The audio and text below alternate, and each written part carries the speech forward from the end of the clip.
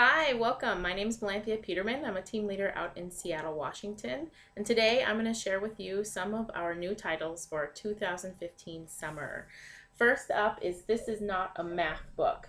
This is a world where art and math collide. So whether you are a dazzling doodler or math whiz, you are going to love this commingling of the two subjects because really they all go hand in hand. Math can be beautiful and art can be a science, really. So I like this because if these are two subjects that may have been intimidating to a child, this makes it fun and entertaining as it should be.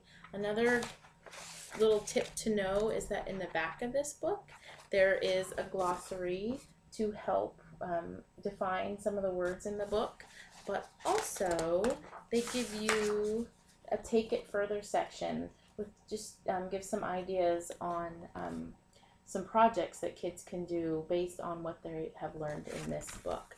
I know some of my homeschoolers are drooling over this and they're really excited that this is coming out to be able to add this and supplement their studies. Another one, Usborn is well known for its nonfiction, and 100 Things to Know About Science is just the next greatest title in that series. Your nonfiction lovers will just eat up all of this information. I mean, we've got things like, did you know for every person on Earth, there are at least 200 million insects? Or every year, Arctic terns fly from the Arctic to the Antarctic and back again. Just lots of vibrant pictures and little chunks of information for them to digest. My 7-year-old loves poring over these, and he'll just grab this and when we're on the go in the car and pour over this. So it makes trips fun and entertaining, just great on the go edutainment. Next up, our fabulous Kane Miller is offering B is for Bedtime. This is a timeless before bed classic. It's a soothing meander towards the end of an evening.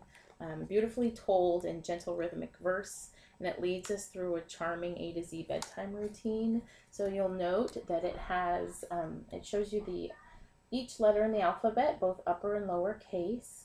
And on one page we have a full page picture illustration, but also you'll find on each page is a smaller picture that gives a hint of the letter sound. Very sweet little characters throughout. M is for moon shining bright through the lace. N for my nose on the front of my face.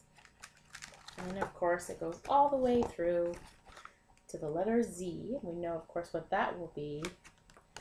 And then a sweet good night illustration. And this is a fun one. I like this for even the youngest little reader. Lots of things for them to point out and find on the page. Okay, speaking of readers, Raccoon on the Moon is the next installment of our phonics reader. This is a lively story. It's got irresistible illustrations. It's a delight to share with even the very youngest of readers, whether you're reading it out loud or if your pre-readers are starting to sound words out. The big bold text is really fun. Look at those silly little illustrations. It's just entertaining story. It continues with the simple rhyming text, which helps to develop essential language and early reading skills, as well as, like all of the ones before that, it continues to have the guidance notes for parents at the back of the book. Love, love, love these ones. It's a great one to add to your collection. So we're recently starting to build on our My Very First series, and a new one is the My Very First Space book.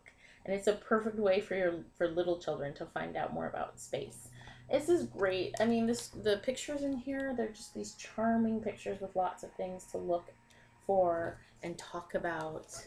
I mean, it's that big why question, what, right? And so talk about the moon and what landing on the moon looks like. Living in space. This is one of our favorite page spreads right now. So these pages, if you'll notice, they're a little thicker also, so it's great for those little hands to grasp, and they hold up to repeated use.